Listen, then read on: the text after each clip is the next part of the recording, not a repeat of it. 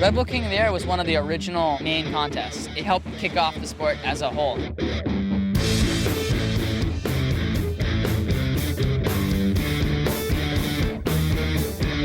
It's one of the only events in the world that focuses on the big air thing. It is called the King of the Air, air being the key word.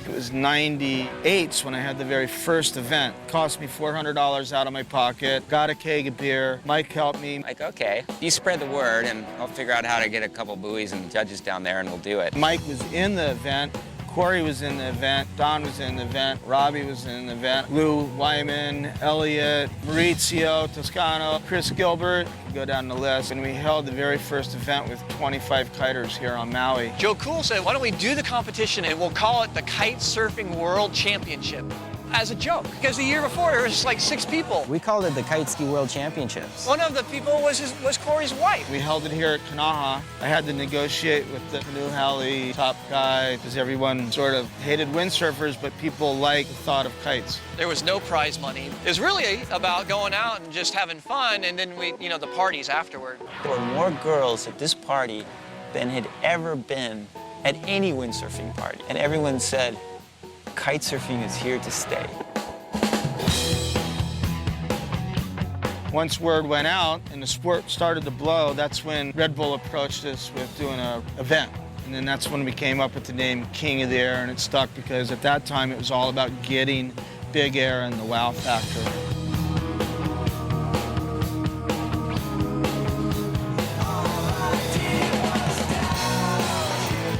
We knew it was going to be something amazing, but we didn't know when or how.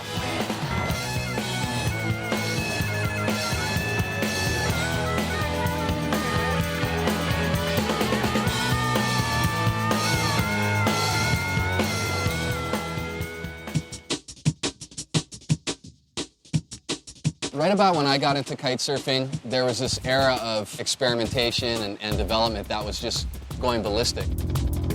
At that time, it could barely even call it a fringe sport.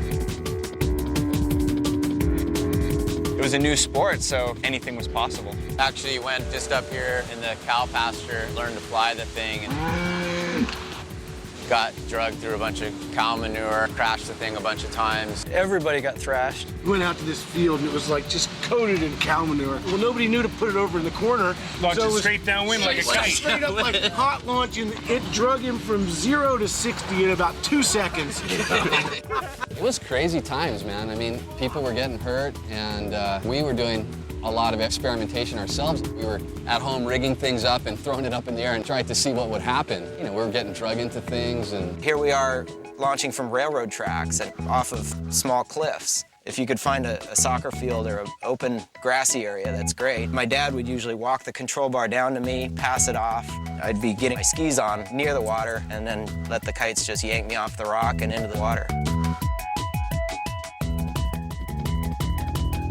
We were probably launching him in the worst possible way, which was you put the kite dead downwind to you, the guy just holds on, digs his heels in the sand, the thing rips up out of the sky and just sends you down the beach like 50 yards. I had to take a surfboard and put foot straps on. I had to make my own bar out of old windsurfing boom. You can't use stainless steel piano wire, but you should hear him sing. That piano wire's coming through the air.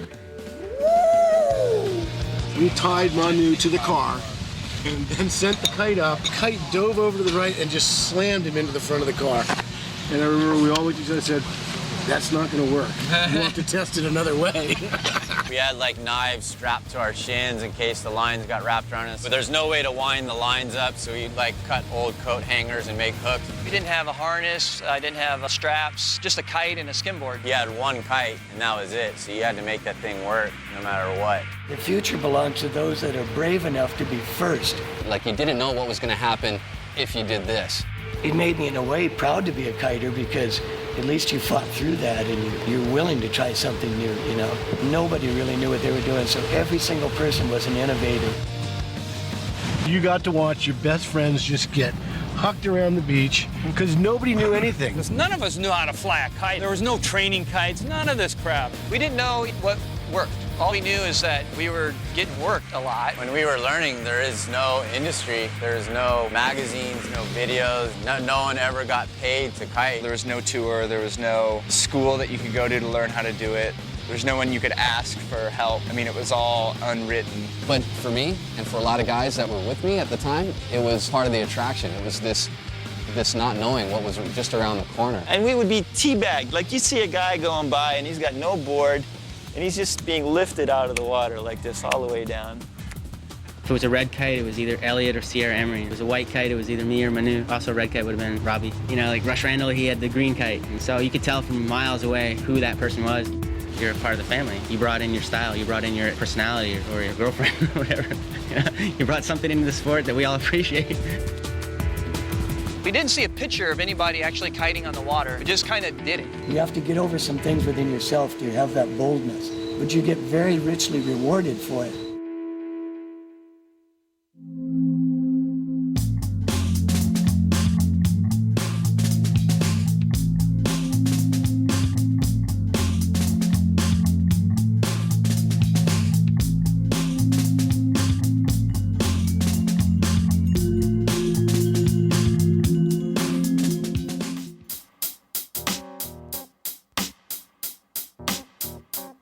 Corey came over. Corey Rosler. Raisler. Rosler. It's Corey Raisler. Corey was like, I think, the founder of the sport. Well, I was kind of a reluctant at first and then a willing guinea pig for my dad. He was an armchair sailor that could calculate theoretically that you could sail 4 times the wind speed if you towed a hydrofoil with a kite. So I said, yeah, okay, so what does all that mean, Dad? Going a little bit faster than anybody's gone before. That's our bag. And then the blowout races, it was clear from the beginning that kites were gonna be dominant. Sometimes, like the first blowout race, it's wall-to-wall windsurfers, and then they'd start the race and I'd sail through with my kite. Most of these racers, they don't know what's coming. The finishing clipboard would have all the names of the windsurfers crossing the line. They'd write my name down and then they crossed it out. But I still got a time on the clipboard. Corey came to visit me and show me his kite ski and water ski system. Don Montague, he wouldn't hide it. That guy was excited from the get-go. And he was right away trying to convince his boss, Robby, that we gotta get into kites. It wasn't until 3 years later that he finally convinced his boss, we gotta get into kites. You know? What'd you guys think of Corey and the kites? Oh, I think that's hot. Yeah. The first time I ever saw him ride was actually in Sylt, Germany. We were at the Windsurfing World Cup, and he was out kiting in the waves one day on his skis when we were hiding from the rain because it wasn't really windy enough for us to compete. And he was out there boosting, and it's like, wow, that's the guy on the water skis. And I saw, oh, there's having the windsurf freestyle over at the hatchery. So I came by and did some big jumps for fun. I'd blown off the competition. And those were the jumps that people photographed. They remember that year you came through the hatchery and boosted that 30-foot jump, and it was probably only 20. The first time in Maui was, I want to say 1993. We did a TV special. It was the morning weather. They were showing footage from the day before where I was surfing waves at Hukipa with 2 skis and a kite ski kite. And he steps off the beach with water skis on, and he just jumps on, and we're like, oh my God, look at that guy. He's going faster than all the sailboards and more upwind, just screaming. It looked fantastic. I couldn't wait. I chased him out in the water. Of course, I couldn't catch him. He would be jumping the waves towards shore, getting big air. The kite would be over the power lines. He was able to go upwind. He was power and style. He looked like a duck. I couldn't really figure out what was going on, but boy, it sure had me. We're sitting there watching him going, that's pretty cool.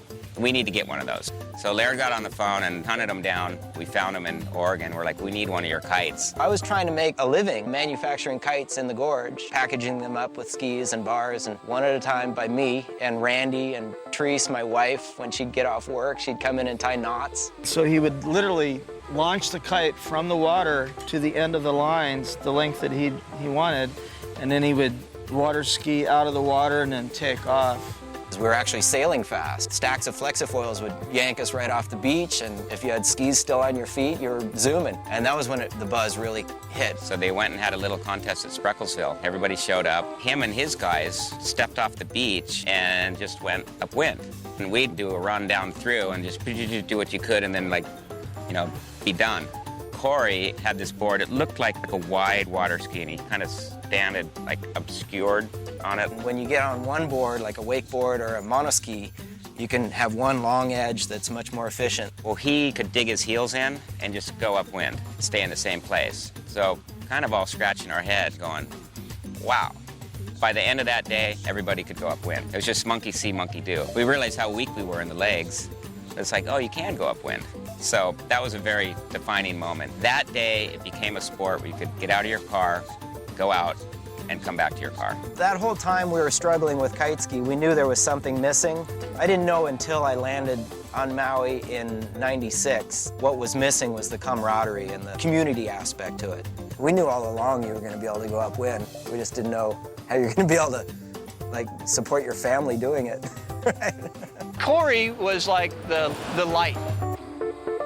He was one of those guys that was paving the trail for what the sport became in the future. Getting into kiting was one of the best things that I've done in my whole life. I go across the country and I go to a random beach and there's kiters there. And you just meet them and it's friendly, and once in a while they figure out who you are and they're sincerely grateful. That's the kind of recognition that matters.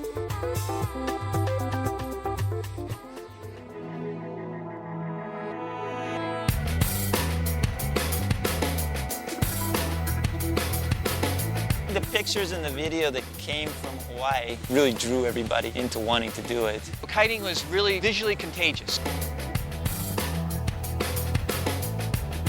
You look at a surfer compared to a windsurfer compared to a kiteboarder, your eyes are automatically going to go to the kiteboard.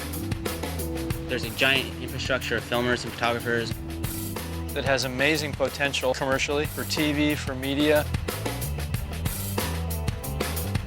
When you're out in the water shooting, you're like attracting flies, and guys want to just get their picture taken. One day I just saw this video of Lou and Elliot and Rush Randall jumping huge and flying for awesome distances. It just kind of inspired me to figure the sport out. Yeah, I had the first kiteboarding pictures in Wakeboarding magazine. The editor was like, hey, get some shots of these guys. And then I saw a magazine article of a French guy, Manu Berton, kiting here at Lanes in Ho'okipa. And so when I came here, I was really thrilled to meet just one other kiteboarder. It's that awe of hear someone jumping higher than a telephone pole and landing soft as a feather. There was a pretty open spirit of sharing at the time, so the internet became real popular as a way to share a lot of the info. You know, a guy goes and gets a 14-second jump.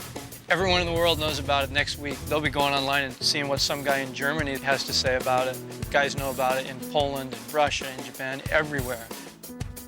People started using kiting for commercials. You know, ESPN magazine, Outside magazine. They would get wind of it and they would call me up and go, oh, we hear you have shots. And we started having more and more competitions and the prize money was going up and we had a tour. And all of a sudden, we were kind of like, whoa, this is really going to become a sport. And so it was that kind of energy, almost right from the get-go, that just imbibed kiting.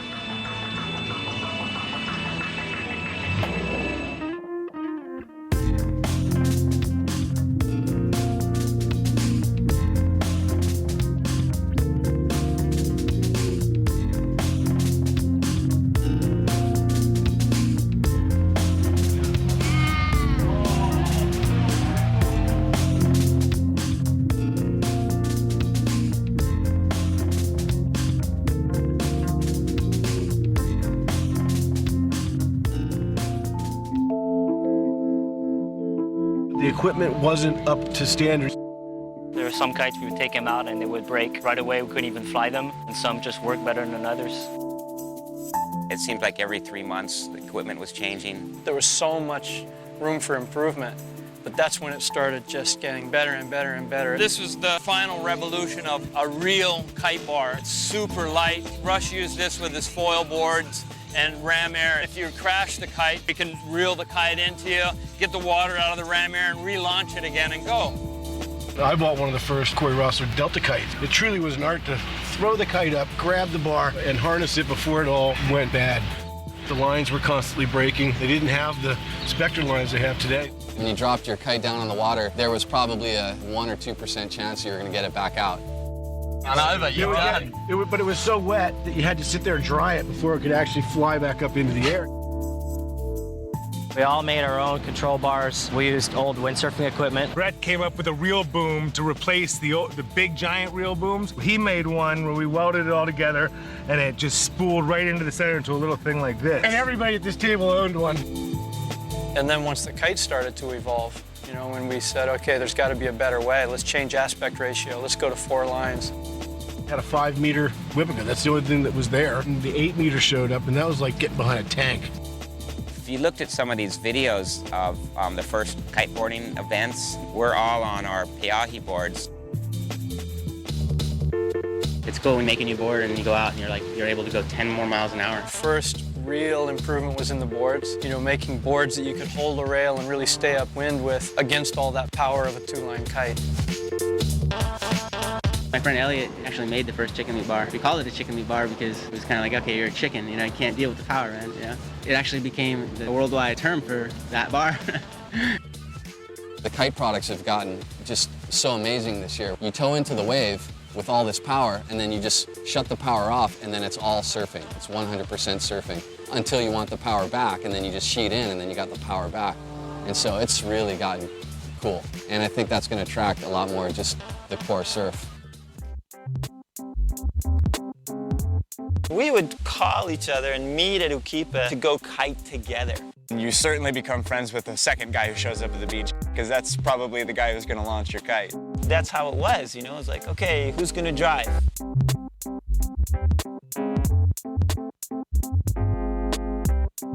It's always nice to have someone grab your kite for you or grab your board if you crash. The guy that you're cursing is the guy who's gonna save your ass when your kite goes down. I've picked up more hitchhikers in the gorge, wrapping up their kites and walking down Highway 14. Oh yeah, I kind of got messed up and separated from my stuff. And you'll run all the way down the beach to get that kite for that guy, because we've all seen what can happen. I wave at everybody out there because I'm just having the time of my life.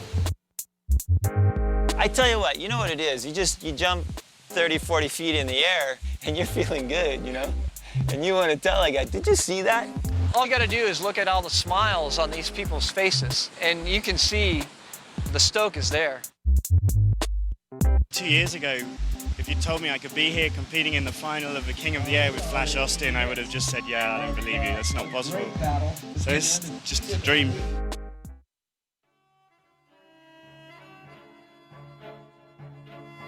The first time I saw kite surfing was '86 in France. And I was at a windsurfing World Cup. It was a day that there was almost no wind at all. In fact, for windsurfers, it was no wind. It was just crazy. There was a helicopter trying to create wind for these guys to windsurf. You know, they were on their biggest boards, their biggest sails, and they were not even moving.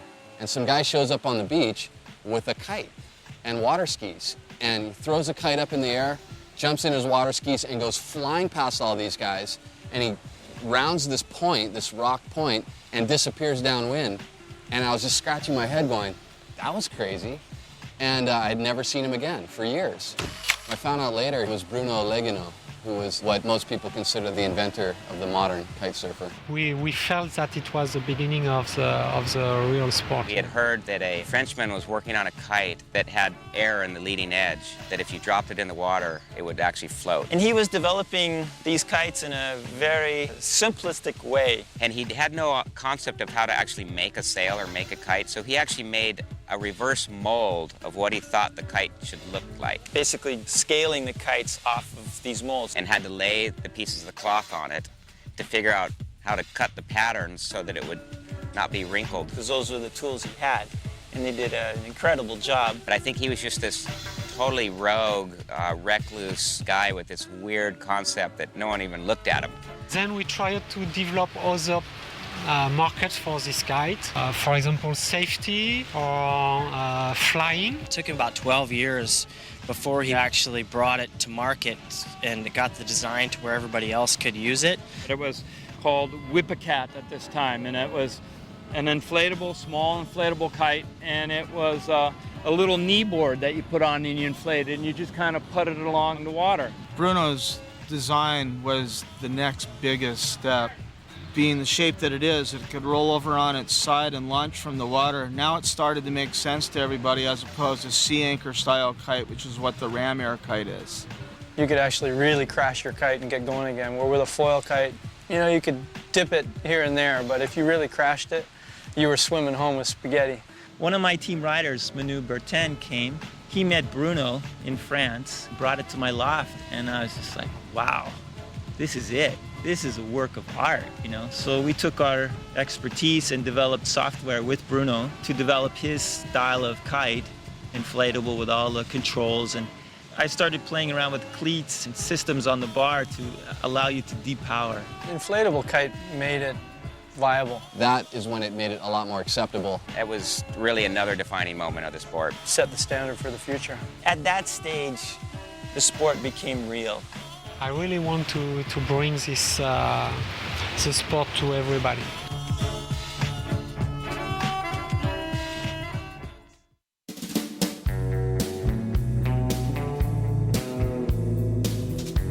Robby Naish, he's Robby Naish. You know, what can you say? You know, I used to be the youngest guy, and everyone's, oh, look, there's that little kid, Robby Naish. And now it's like, look, there's that old guy, Robby Naish. Some people say they don't know anyone that works harder than I do, no matter what they do. I look at it that I've never had a real job my whole life. Since I was a little kid, I've been doing this. I mean, it's evolved, it's changed, I've included other sports, but the core of my existence is riding waves, basically, and blasting around in the wind.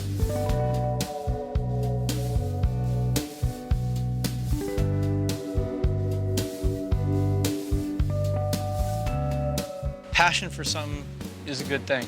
It's never been work, it's never been like, oh shoot, I gotta go do whatever today. For me, having windsurfed since I was 10 years old, when I used to get up and watch Robby windsurf at 3 in the morning because it was on Sports South somewhere, and to be able to ride at Hokipa against him, he set the tone for me. He's missed so many airplanes to sign some little kid's autograph. He's on an airplane every other day. I see him not so often anymore. I drag my feet getting into things usually. Once I got into it, I got really into it. The first days on the kite, and the first 5 minutes, he's going out in the shore break in Kailua and he does a barrel roll. He didn't even know how to kite. If you get the opportunity to watch him in the contest, he will shock you how powerful and how high he will jump compared to everybody else's style. He's just really fun to watch because he kites the way he windsurfs. He just keeps his speed up. It doesn't matter if he's coming in or going out. He's got the temperament. He's the man. He's choking me up. I can't talk anymore. Trying not to grow up. Trying not to be too responsible, trying not to plan too far into the future. All the things that people say are the wrong things to do in life if you want to be successful have been my key to success.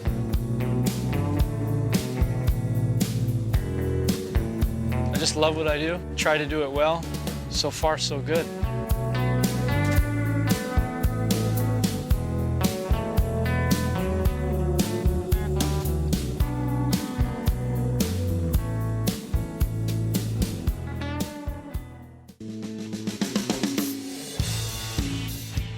Let's just say that the sport is in a cycle. It's trying to find its footing. You know, it's trying to find its place in the surfing industry, who saw it in the beginning as a sport that people were flailing around through the air and spinning around out of control.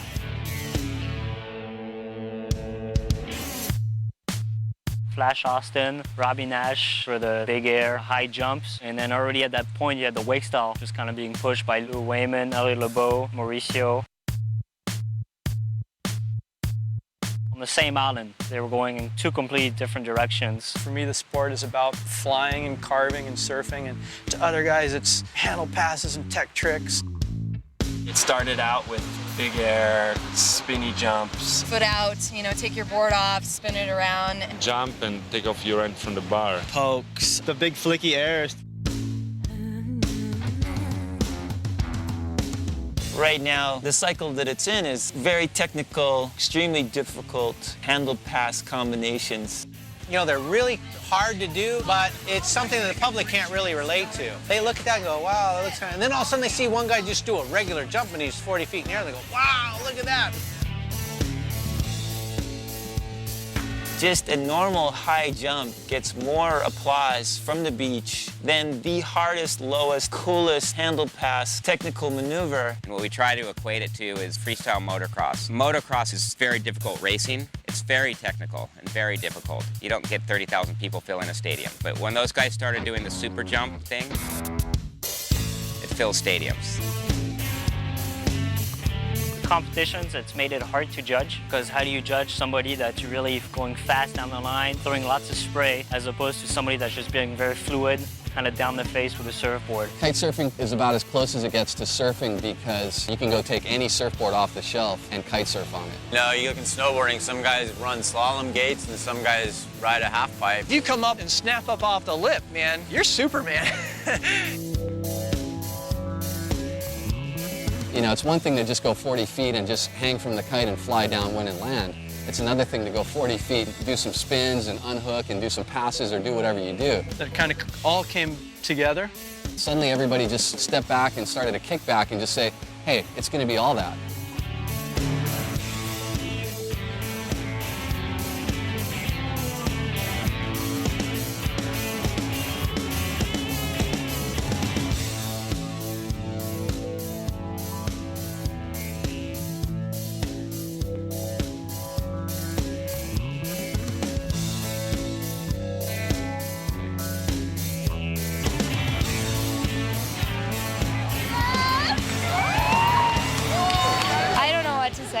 I'm speechless. It's the first time I ever win anything. I'm so happy.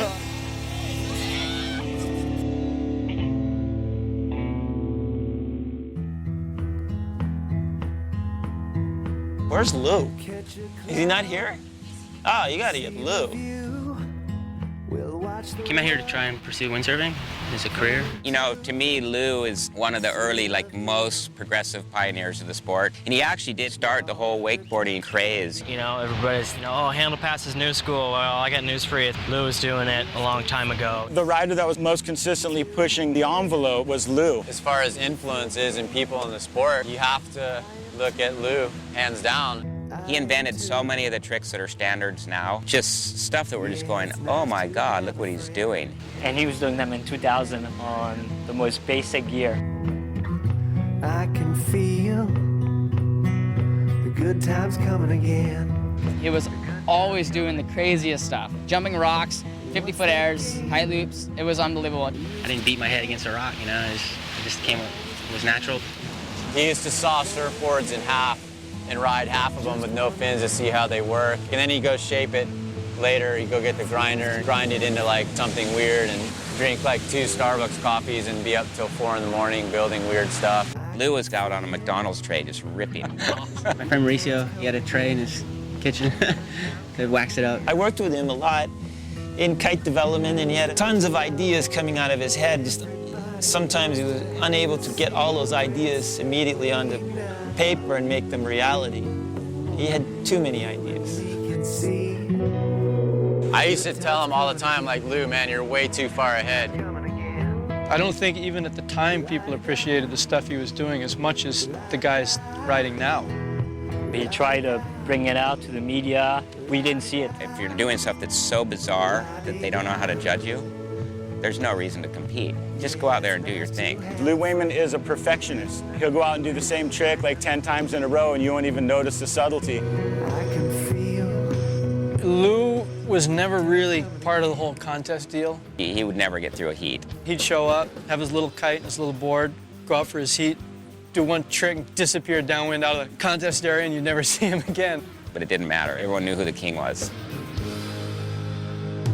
Sure, I'd like to win, some money for doing tricks or something, but at the end of the day, it's well, did you really learn anything, or did you just kind of perform a circus act? He's just on the edge of insanity with his riding, with his personal life. It reminds me a lot of that guy in that Dogtown film, Jay Adams. Man, that's Lou, straight up. He just couldn't hold it together because he's God. At least Lou hasn't been in jail, so that's a good thing. There was Lou and Elliot, which was actually one person back then. So I mean, Lou and Elliot for sure, they hung out together. Lou Wainman and Elliot LeBeau. Literally, I thought that was one guy when I first started hearing about him because they were just partners in crime. We got along a lot in the beginning. We were really into like the sport and how to get better. He's really like business oriented and very like, structured on this is what will fly. And I'm kind of off the edge, like, nah, we gotta just go crazy. Lou was convinced that he could wakeboard off of one. Pretty had his mindset. He's like, yeah, it'll work, don't worry, it'll work. And then, sure enough, it worked. They were out every day. They had nothing to do except go out and kite. Where I was king for a day. Go have Starbucks in the morning or whatever and drop my truck off at the beach and take his all the way up 9 miles to the other beach. Once we got there, go to lunch, go back in his car, come back, have another coffee, whatever. I saw it hands-on, riding with him every single day. You could just go on and on about Lou. Not that he would say it. That man is a very shy man. Name another kiter that's on 7-meter lines. Name another kiter that's gone barefoot. Lou goes so high that when you're on the water watching him, you're afraid, and he's the one up there. I'm interviewing Bertrand. He's this kid from France. I'm like, so what's up? He's like, Lou Wainman. I saw Lou. I come to Maui. I mean, he could barely speak French. Someone's translating. And he's like a Lou protege, and there's hundreds of Lou proteges out there. But, you know, it's like there's only one Lou. La-di-da, la-di-da. Yeah, it's nice to have a friend. Whether or not he got the recognition he deserves, you know, I'll straight up tell you he's a guy who helped make the sport what it is today. It's really just a case of being at the right place at the right time. I mean, I think there's 1,000 people who deserve a lot more credit. Feel the good times coming again.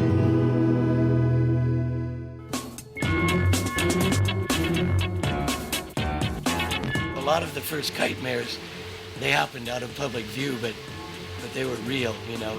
They were very real. Puget Sound is like 35, 40 degrees. I'd get stuck out in the current, come back very cold, very hypothermic. Literally, I was at a point where I did not have any energy left. I'd expended everything I had. It was a slow, like 10-minute drowning. The wind died, and I was out there till 10 o'clock at night, floating down the coast. I couldn't get out of the current, and I finally hit Baldwin Reef. Nobody knew where I was, and then finally they realized I was gone, and then they sent out everybody looking for me. They called them kite mares. Someone would have some crazy experience of being tangled up in their lines and being pulled out to sea, or seeing a big shark, just getting the crap kicked out of you. In the barb, the wrong direction, being thrown through the trees. I've had worse lickings kiting than just about anything. Water can be really hard when you hit it really hard. Daniel got bit by a shark. Daniel's probably the only person I know who got bit by a shark. I give him my knee brace, and like a day later, I get the message, he's been bit by a shark, and the shark has bit the brace into pieces, but only like, you know, what, how many stitches? 30. 30 stitches. So what Brett didn't tell you is he went fishing with it the day before, got a bunch of mahi and ahi guts all over it, and then said, hey, Dano, you can borrow it. He raced, no worries, enjoy. 90% of the injuries that happen on land, usually during the launch or landing process. There was like one cement block in the middle of this field. We hit that cement block and then just ripped it up. If you could survive a whole coast run without having to swim in or have your friends have to stop their riding to help you drag all your broken equipment in, you know, you're a hero. The wind increases, and all of a sudden you've got a paraglider on you, and you're heading towards a house or a tree or a rock. We got pummeled a lot. I used to ride foils on my skimboard. And you make a mistake out on the outer reef in the big waves during the winter, you're not only swimming, but you're swimming with a fish net and a trash bag full of water with your skimboard. You don't say I'm gonna quit ever, but you're like, what am I doing? It's funny, like you don't panic, you know? I think that drive just to do the sport tomorrow and kind of pull it together, and you'll swim in 5 miles, man. One of my worst experiences was falling out of the sky so hard and hitting the water so hard. You have so little air in your chest. You know, you got the board's tombstoning, you're like, oh, here it comes, poof, past your head. Shooting past your head. It was called stretching and loading a leash. I lost my kite and my leash broke. And Mike's like, oh, I'll grab his kite. And so he kite surfed up to my kite and tried to hold it down on the water while he was flying his kite. And I'm swimming like hell trying to get up to him. And all of a sudden I get close to him and I look and he had let his kite go and my lines had wrapped around his neck and he was just trying to get the thing over his head. And he did just in time as the kite powered up and blew away. And I was just like, whoa, that was as close as it gets, you know. One of the worst things I've seen was a friend who was learning at Kite Beach, and he knew what he was doing, but he was landing down by the sewer plant. His kite got away somehow and just drug him into a tree, and it knocked him out, and then the kite relaunched. And he got sucked up into the tree again, and it broke his hip. Finally, the kite fell in the road, and he's completely unconscious, and he's alone. And somebody was driving down the road, and they couldn't go by because there's a kite in the highway. For some reason, they followed the strings back and found my friend at the base of the tree. He recovered and uses 4-line kites now. Can be dangerous. I think that's part of the draw of the sport, too. If it were riding a bike, a billion people would do it. They want to be safe, but they also want to have the thrill of what it feels like to be flying through the air or going Mach speed down a big wave. Going out and really pushing yourself, somehow it qualifies your life, especially if you survive.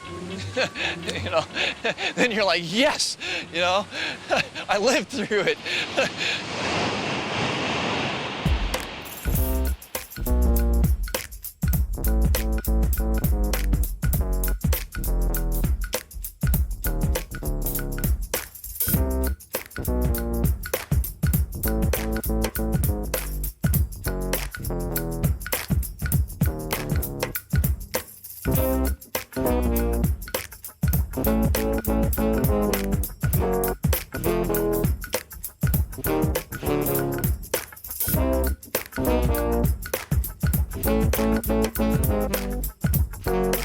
Flash was a character, is a character. He was the character. He was the best rider in the world, hands down. Flash is definitely leaps and bounds ahead of everybody else. Oh, I deny any involvement in the whole thing. I think he's still here. I think he's on the North Shore of Maui. Rumor has it. I came here in 1997. Flash came from Florida. I guess you could say that I was wave deprived as a child. You know, really sad, I know. I was skimboarding down the beach in Panama City Beach, and we saw a guy with a box kite where you get pulled on a buggy. And I begged him to let me try it. I felt the surge of power and the fun of the kite, and I was hooked immediately. I ran home, I grabbed as much money as I could, and I came back, and he ended up selling me the kite for like half the price.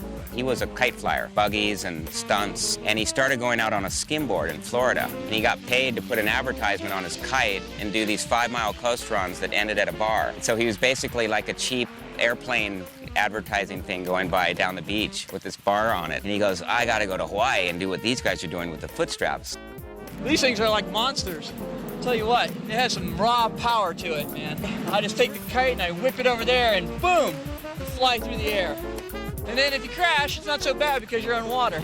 I happened to meet a guy who was a street clown who ended up bringing me here to Maui. He's like, I'm going and I'm never leaving. And I said, oh, I'll go and I'll look for a couple weeks. I had no idea about what Maui or Hawaii was really about. I ended up meeting Joe Cool, strangely enough, within the first couple hours of being on Maui. I just got, this guy just doesn't get it, you know, I mean, he doesn't really understand the wind yet. But he goes, one more time, he's just begging for me to stay, not to leave. So he launches a kite, he gets it up, jumps on his skimboard, goes sand sliding on his skimboard, hits the little short break lip, becomes airborne, drops back on his skimboard, just rips way out into the ocean. I was like, wow! I was like the first guy that could really kiteboard that I'd ever seen up close. I was just totally amazed, so moved into my house and... I'd like to thank a few people, if I may. I'd like to thank my roommate, Joe Cool, because I'm probably about a month late on rent. I started running around, introducing the people. Well, Joe Cool kind of introduced me to everybody. I was actually working in a restaurant at Mama's Fish House, being a waiter and a busboy. And he would kite at Ho'okipa, come into work at Mama's. Customers liked it. I ended up coming down here to Ho'okipa and meeting a lot of the professionals. Flash was an unknown. He had no training. He was just raw enthusiasm. And when you talk to him, you'll see. Like I got the reins, and this is a bunch of horses. and then they're rearing to go. They're rearing and ready to go. I tell you what. 2 to 3 minutes left. 2 or 3 minutes till countdown. Cool. Till takeoff. T-minus 3 minutes to take off.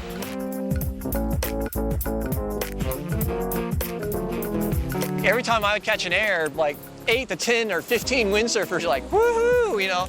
Flash would come out here on a super windy day and he would fly like 40 feet in the air and be spinning all over the place, and it's like, I'm gonna have to learn how to do that. Because that guy was boosting whatever you gave him. It didn't matter. He'd switch in the middle of a competition. He didn't even care who was sponsoring him. He'd grab a different kite. Everybody in Europe knew his name. I couldn't wait to go kiting to catch air and surf waves. Then I became an airtime junkie.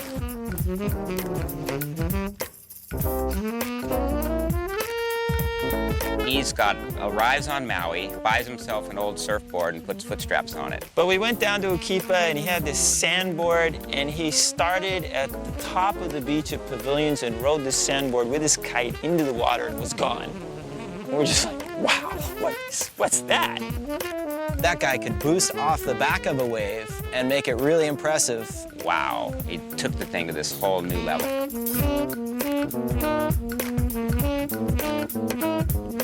Years later, I'm still here.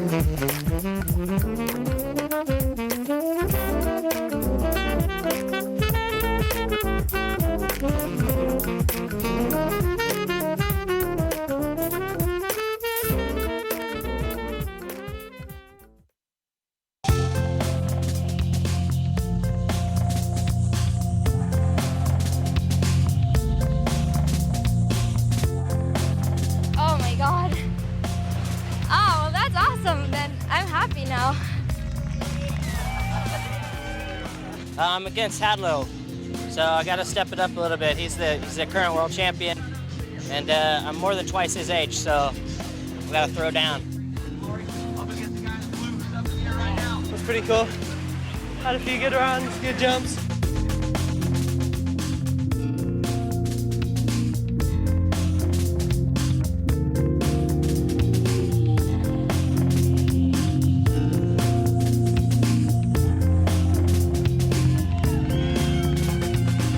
It's my first competition international, and I'm very surprised. You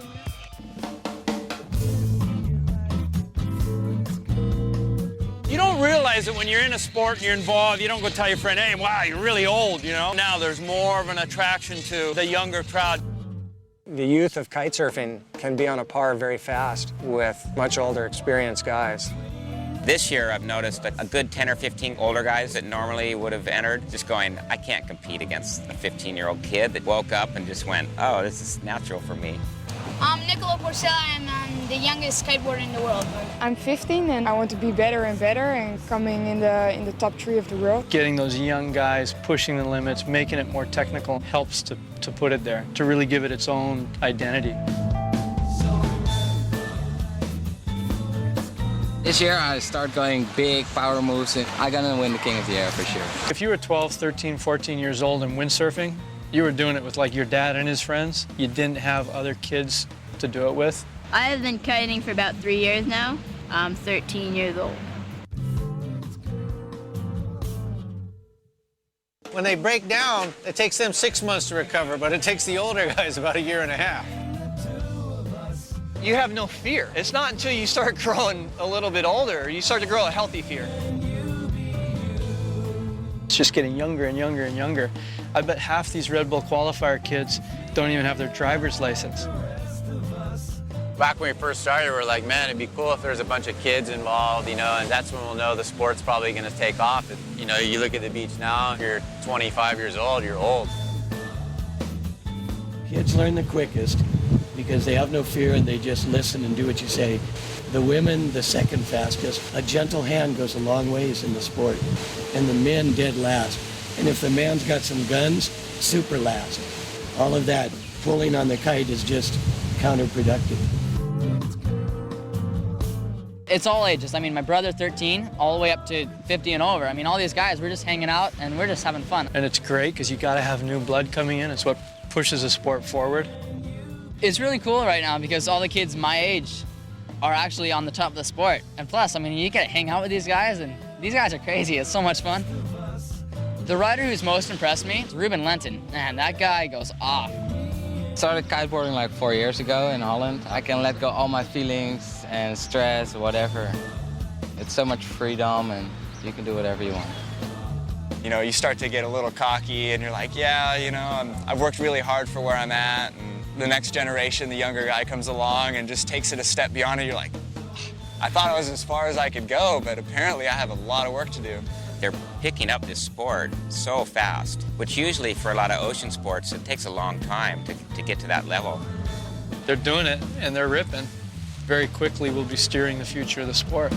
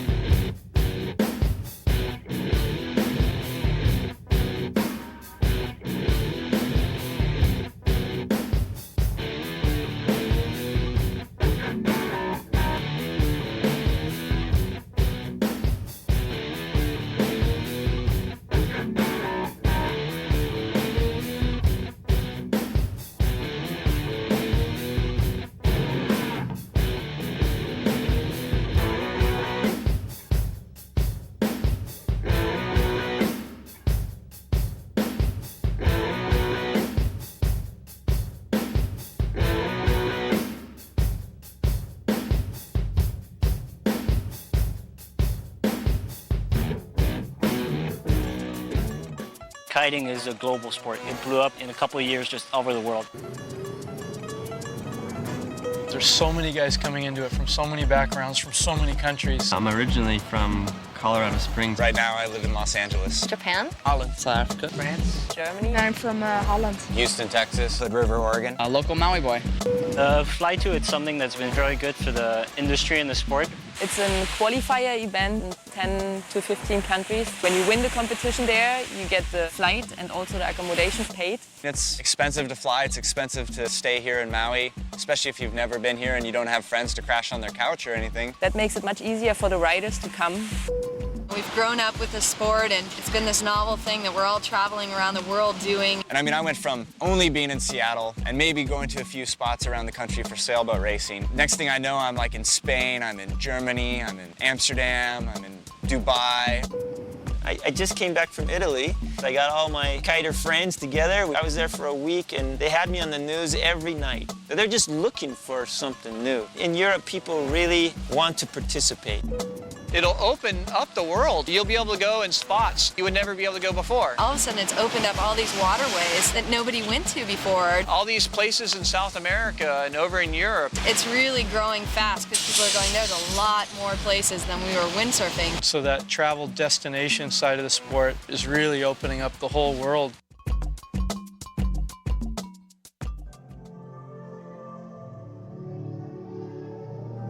The fact that you could ride a McDonald's tray as compared to a windsurfer shows you the potential of this sport. The kite companies, they're still innovating. You're seeing lots of gear changing.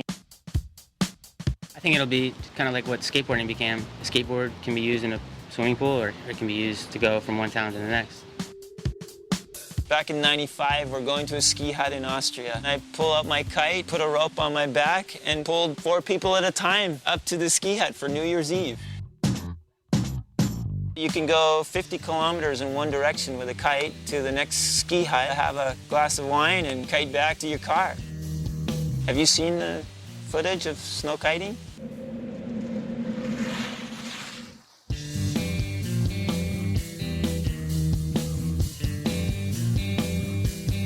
There's some guys just basically soaring with the kites and kite looping over snow. In Norway, they have 30,000 active snow kiters. If you ever get the chance to try to go somewhere, you'll see why they're so excited.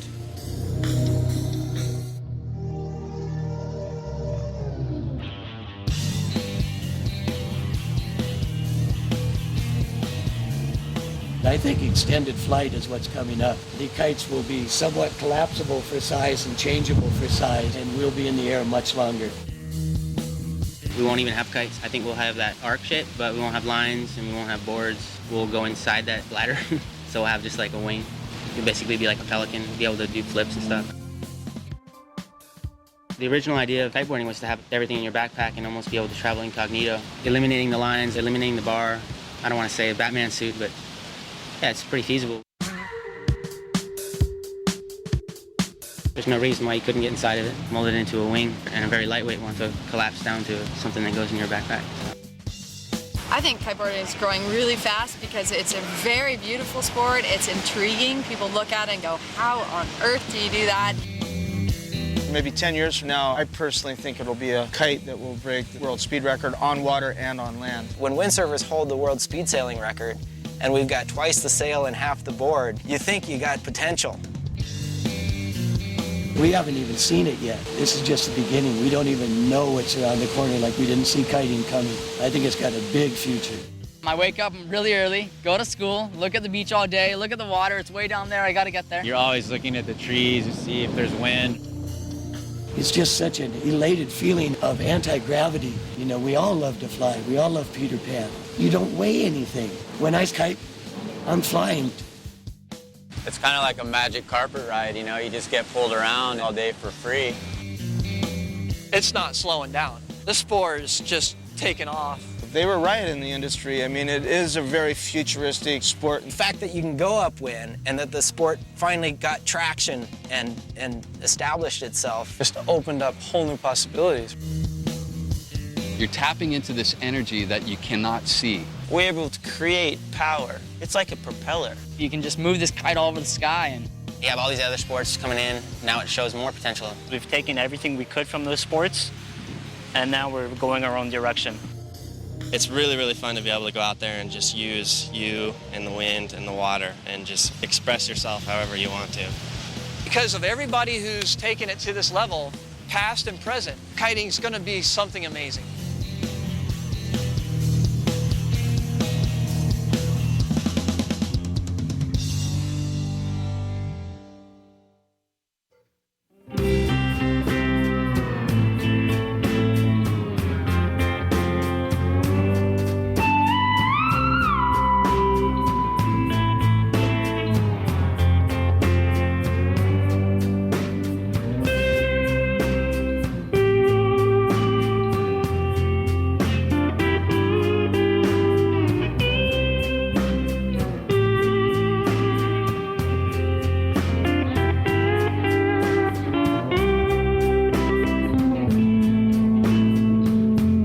Hello. Hey, Brutus, where you at? 5, 4, 3. I am Mike Waltz with an E. Allow myself to introduce myself. I don't know. It starts to go up, and we hear, help! That's not how So he lets go, and I swear I'm like a telephone pole height, dangling, just going, There were girls coming to see, you know? And that just never happened. Do you remember that? Dave. If this is the last year for the King of the Air, then we went out with a bang with 12-foot firing surf. And then I'll pause right there, but then I'll give you this one, input option. Option 2. I heard a lot of talk about the King of the Air not happening next year. Are you married? No. Not married? I have a girlfriend. That's what you bring her flowers when you get out to play? Fuck yeah. This is my tailgate, which requires this broom handle in order to hold it up. It's a nice feature. I have a taped up window over here on the side. I don't know if you can see that. So as you can see, kiteboarding has been very, very good to me. I remember letting go of one of my kites and it flew up and over and landed in the sewage plant in like this bubbling soup of raw sewage. It was the only kite I had, so I had to like get these Safeway bags and rubber band them to my feet so I could walk out, and I had to walk through a bunch of sewage to pick my kite out of there. And I remember everyone was like sitting laughing at me while I was in the middle of this shit pool. My friend bought a bunch of chickens, or chicks, and we raised those and ate the eggs, and the There were a bunch of squirrels around, and we killed those one time, you know, because they were trying to eat the chickens, and we're like, hey, let's try eating some squirrel. And I go, what happened to you guys? And they're like, oh, wow, barbed wire fences, man. I go, what do you mean barbed wire fences? What the heck? What's up? And I said, wow, that looked really cool, man. I said, wow, cool, this is neat. Wow, something cool for the sport. Next you know, wow, that's just incredible. Where the heck is this thing gonna go? So I went, oh my God. No, you must have the whole thing. Every few hours a fire marshal come in and scatter everybody out of there and get everybody out of here. And we're going, God, and oh my God, look at these people. This is amazing. You know, we're just going, oh my God. Oh, I mean, it was real exciting. Anyhow, that's all the time we have right now for the Maui Weather Today show, but I look forward to being back with you again tomorrow morning for another look at Maui's weather today. Until then, have a great day out there and aloha.